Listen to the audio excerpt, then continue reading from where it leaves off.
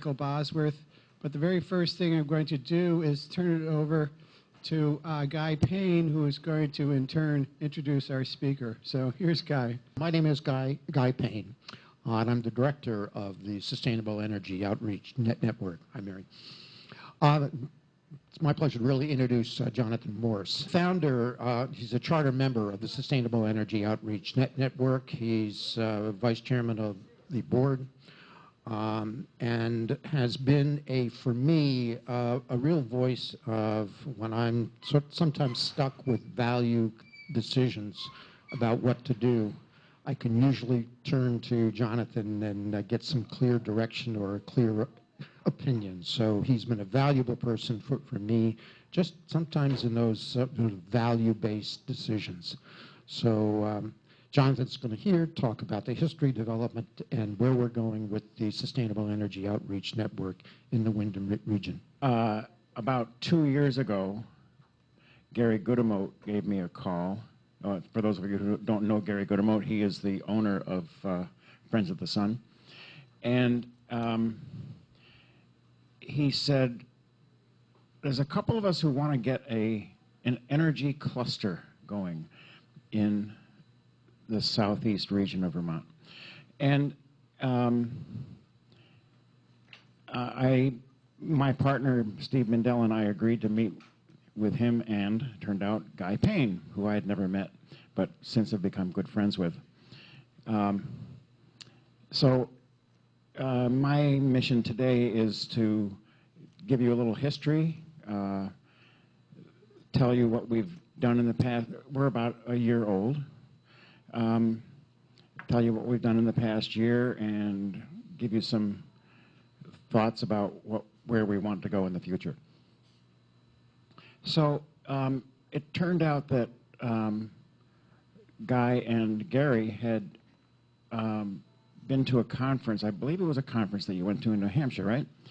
Where an administrator from the estate in Austria, the northern state, is it called? Upper Austria, it's called. Where they have, it's a state-sponsored organization, but they have an organization that they're calling an energy cluster, and this is in the classic business cluster sense. And they have a goal in Upper Austria of eliminating fossil fuels from their heating systems in the very near future. And they have already, I'm not sure what the percentages are, but they've made tremendous strides in that already. And they have trucks that look like oil delivery trucks delivering pellets to homes. And they're converting homes and businesses to pellet heat because they have a tremendous wood resource. Well, what do you think we have? And and the other side of it is there are a lot of professionals in this area who have dedicated their businesses to energy conservation and sustainable building practices. So we thought, let's see what we can get going here. And we gathered a group of people, maybe 8 or 10, to start talking about the whole idea. Very soon after that, Guy and I went to Canada. There's an energy cluster in Ontario, Canada, and we went to their annual conference, and it was very exciting. It was, as opposed to this group, it was people like you, old hippies and young hippies, plus suited lawyers, bankers, government, and utility officials. And it was quite eye-opening for me to be there with a couple of hundred people who were all there dedicated to sustainable energy enhancement in their province. And educators too. Educators, I forgot educators. There are two universities. Kingston, right? It's right on the lake. Beautiful town. And so there was lots and lots of different presentations from all kinds of people, from farmers who have put in PV arrays to lawyers who are working with people to make sustainable energy more viable, to bankers, to the utility executives. It was just amazing to see all these people coming together for a common purpose. And it actually reminds me of if any of you went to see Bernie Sanders when he was here with the Danish ambassador.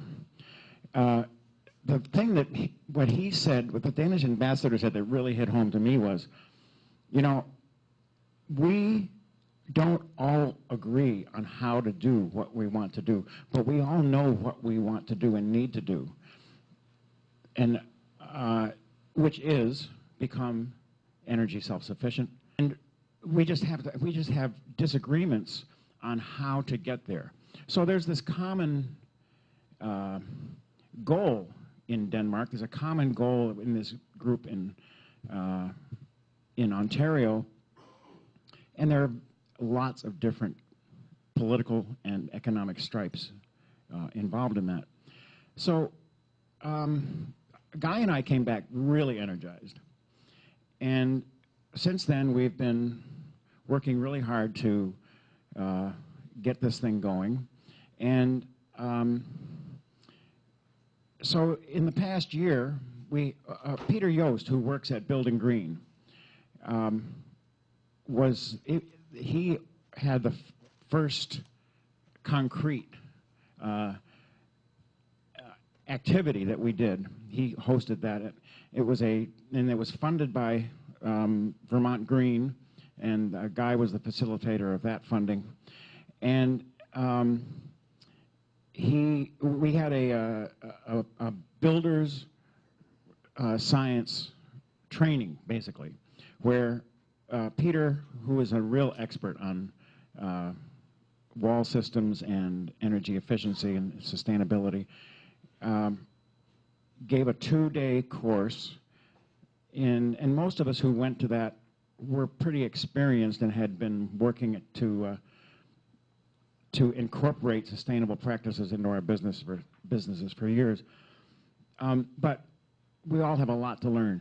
And so we had this 2-day course. We all felt, oh, boy, this is great. Let's keep going. So now we meet once a month. We call it the Building Science Group. And we sometimes have a speaker, sometimes not. When we don't have a speaker, people who will bring their issues, their design and retro issues to the group, and we'll have these lively discussions. We don't often end up with a solution because there are so many complex issues involved, but it's a smart bunch of people, very enthusiastic. We're having a great time with it, and we're all educating ourselves a lot. So in addition to that, we've had several public forums, which I'm sure some of you have come to. The first one, Alex Wilson spoke about his work, founder of Building Green. One of the most knowledgeable people, certainly in the country and probably in the world, about sustainable issues. And we have them right here in Brattleboro. At our first one, we're all, oh, is anybody going to come? We got 80 people. And at that point, we said, whoa, there's some interest here. So that was a shot in the arm for us. So we've been, over the past year, we've been working on those forums, working hard with the Building Science Group, getting more and more people coming. And our goal for the future is one of the things that is really lacking is training. And what we want to do is um, organize training for all kinds of building professionals, from insulators to builders to plumbers, electricians, because there are sustainability issues involved with every trade. And we also want to educate the public about everything that we need to be doing and they should be thinking about when they enter into a building project. So we're looking to expand our membership, obviously. Right, so far, we are a completely unprofit organization. We have a few members who have given us some money, but we need more people, and we're looking to get to 30 to 50 members this year. We're going to continue with the building science group. We're also going to be starting a bioenergy sector, which will involve all the people who are involved with basically wood-type energy production, from the loggers and foresters to the cordwood people to pellet and chip manufacturers to boiler installers. So we want to create something similar to the building science group in the bioenergy field, where people can come together and discuss their network, so they know who each other are, because most of these guys spend most of their time in the woods. And so we want to get them together. We've recently submitted a proposal to the SEDS project. So anyway, we're feeling very excited and energized to keep our organization growing, and we're looking forward to continued public enterprises like our open forums and membership only or paid programs like the building science group and our bioenergy sector group.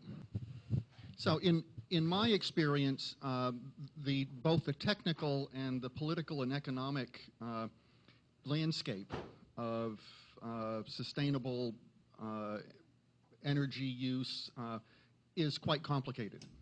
And I'm wondering, and we've worked with Tad Montgomery very successfully in helping us understand and negotiate that and make hopefully smart decisions. This is in our own home. Do you see your work as being, what part of your work is to help homeowners or other building owners understand and work more efficiently with the technology and with the resources that are there? Do you see your group as having that kind of a public education component, either in general understanding the concepts or providing specific services for a specific property owner? Well, the easy part of your question is, will we be providing services? No. We are not a contractor organization. There are contractors in our organization. One of the main things that we are interested in is connecting people who need, say yourself, who need information or expertise with people who have that expertise. And one of the things we're building is a database on our website to which people can go and find out about local expertise, whether it be from a contractor or a designer, and or someone like Tad. We're going to continue with our public forums. They're a very important part of our program, and those are specifically designed to bring in whoever wants to come. And we've had a whole range of people coming to our public forums, and people who just want information on what we're doing, to building professionals who want to network and expand their knowledge. So. It's open to everyone, but primarily we'll give emphasis to those who are members, because we can also attest to the fact that they attend many of the building science group presentations. And so that's one of the goals of networking, when you can bring people together to discuss these tough issues. Is there anything in the group or any intention of the group to get involved in advocacy? Obviously, what you do in the building trades is partially dependent upon what the state will allow you to do. I know of one instance where a house was built that didn't need a central heating system, but they couldn't get a mortgage without a central heating system because of mortgage regulations. So one question is there a plan to do advocacy? And the other question is there some kind of an overarching goal, like by 2030 we'll have 50% of the houses in Brattleboro up to snuff? To be honest with you, I feel like we're just getting into this. In terms of advocacy, for instance, there's a aide for Bernie Sanders, who's very interested in our work, and we've been in very close touch with him. Nothing much has come from that, but we have his ear, and he is very interested in what we're doing. I would say that's not exactly an official goal that we have, but we're certainly involved with it. And I totally agree with you about the mortgage thing. And we have one banker who has expressed interest and keeps not coming. But hopefully I want to get bankers into it, because we have to have the financing in order for all these things. I'm really not trying to be the smart aleck kid here, but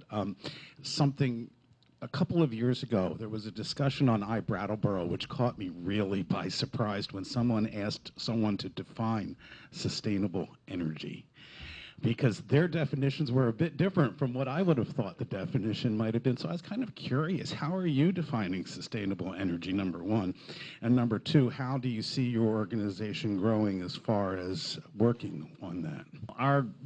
I would say our overarching goal is to enhance the sustainable energy building practices and energy use in this area. Not just in Windham County, but in the whole tri-state area. Sustainable energy is it's a conundrum for sure. But sustainable means that, and I might have a different answer tomorrow, right?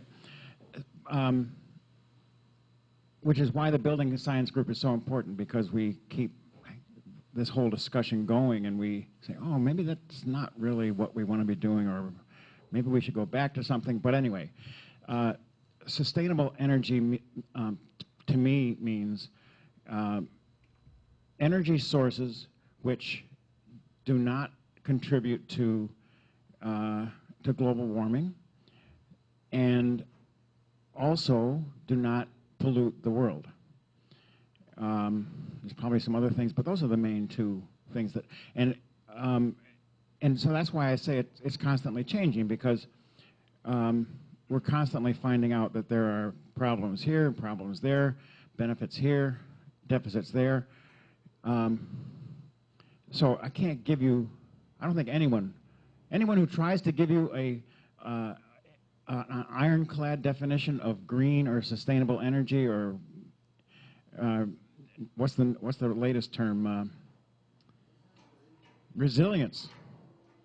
You know, and they're all of these terms very quickly get corrupted by marketers, and so that's why my definition might not be the same tomorrow. I was going to ask whether you had set any sort of audacious goal, like the the town that you mentioned that had set themselves a goal of going to 100% renewable energy, no fossil fuels, but it sounds like you haven't actually done that.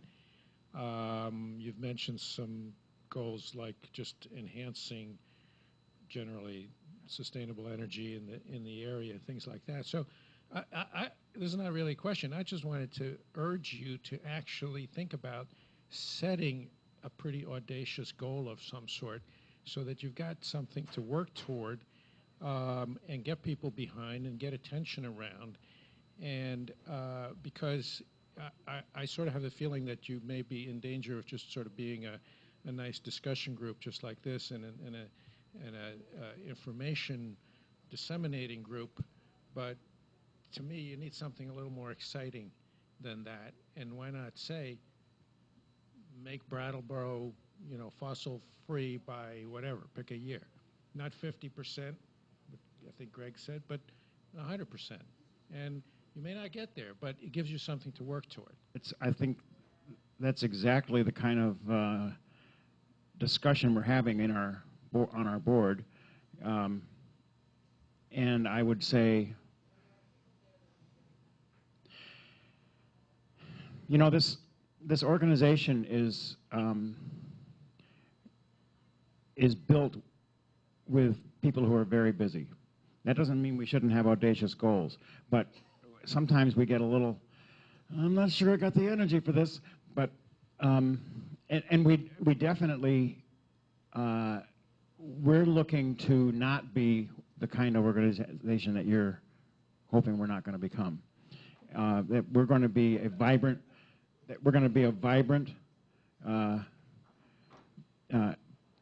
part of the whole political and economic engine in this area. Spoon agave. I think that political component is very important. I don't know if you're already registered as a nonprofit.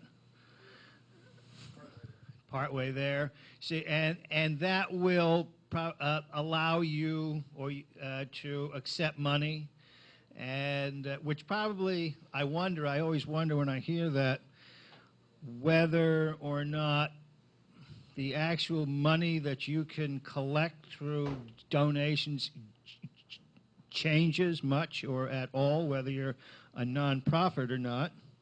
And that's an important consideration, because when you become accepted as a nonprofit organization, you also agree to take yourself out of the political process, which works very, very well for the powers that be, because so most people in social change or anything involved with the social good private sector doing nonprofit are all removed from the political process.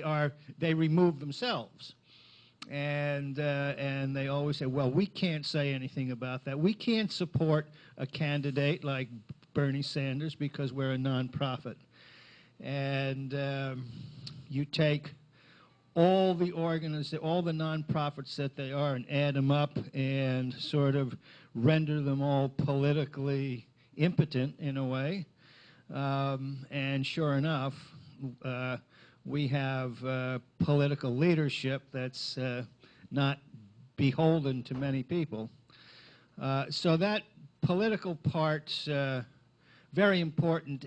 And another aspect, a very real aspect, right now, one of the incentives for putting in solar power, for instance, in your home, is that when you are producing more than you use it, you can sell it to the electric company. In fact, I don't know how it works. I thought maybe everything that you produce is really sold to the electric company, and then you get a credit for what they gave you. Is that right?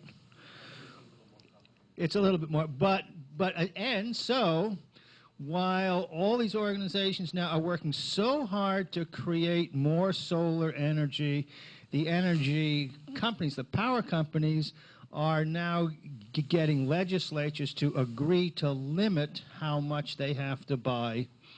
So they just cut the legs out from under the whole solar power movement, so to speak, development. And that's what can and that's what is and will happen without that strong political advocacy and involvement. My understanding is, there's so many things that you said, but my understanding is that the utility companies in Vermont are only obligated to buy alternative energy that is locally produced up to 4% of their capacity or use. I'm not sure which it is. And obviously that's not a very high percentage.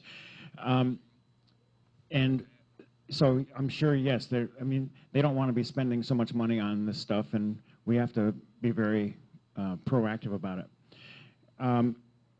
We are currently, I'd forgotten this, but we are currently a nonprofit under the aegis of SEVCA. And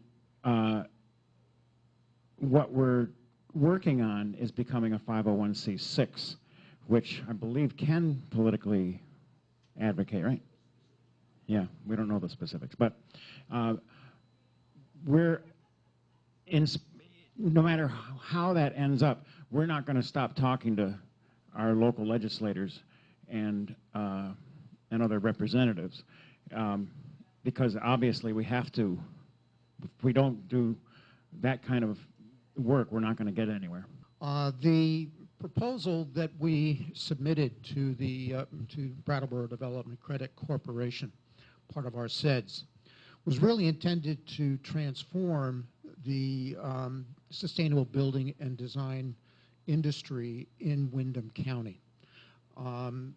What we're doing is proposing a consortium of Vermont Tech, CCV, Greenfield Community College, and Keene State College, so that everyone is focusing on the most current understanding of building science principles, which is the new innovative construction and design set of physics that are now applying. And it varies from institution to institution. What we have here in the Windham region is we have Peter Temple of Keene State, and we got Peter Yost of Building Green, who are some of the nation's foremost experts on building science.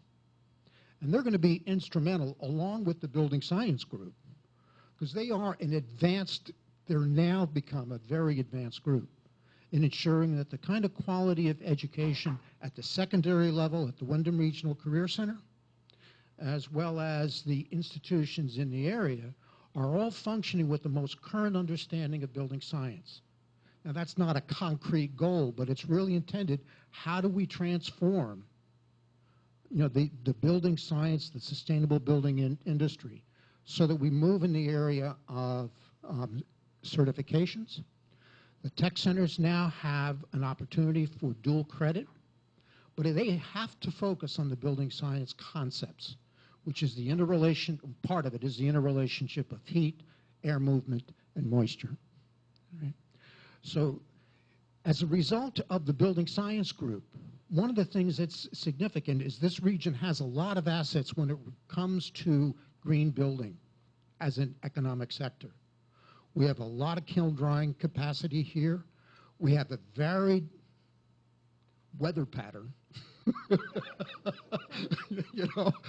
We have a fairly robust forest group in Windham County. And so in the initial SEDS analysis, they began seeing that the green industry sector, that the sustainable building and design sector is an emerging economic sector in Windham County. Point being is that as a result of the networking, there's really this accrued knowledge that has come in this industry now. And now we're going to expand that to developing the consortium. And we will continue with the technical training, but we're also going to have, as part of this consortium, ongoing business skill workshops for those within SEON, but it could be open to anyone else, on marketing on the internet, on financial statements, on human resource management.